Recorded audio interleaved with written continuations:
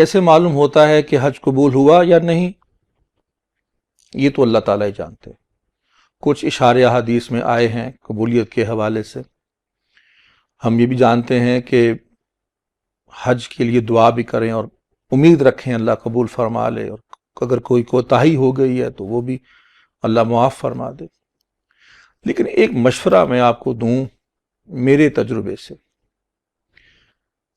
اس کا اندازہ کیجئے کہ حج سے پہلے جو زندگی تھی ایمانی طور پہ، اسلامی طور پہ، اگر حج کے بعد وہ زندگی اور ایمان سے اور عبادت سے اور اللہ کے قرب سے سرشار ہو گئی ہے تو مجھے پوری امید ہے کہ حج قبول ہو گیا، کیونکہ اس کا ایک بڑا مقصد پورا ہو جاتا ہے۔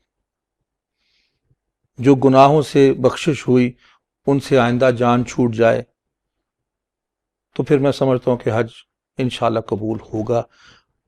اس کوشش میں لگے رہیں، اللہ سے دعا بھی کریں، اور جو میں نے آپ کو مشورہ دیا کہ پہلے کی زندگی سے بعد کی زندگی اور بہتر ہونی چاہیے، تو انشاءاللہ حج مبرور ہوگا انشاءاللہ۔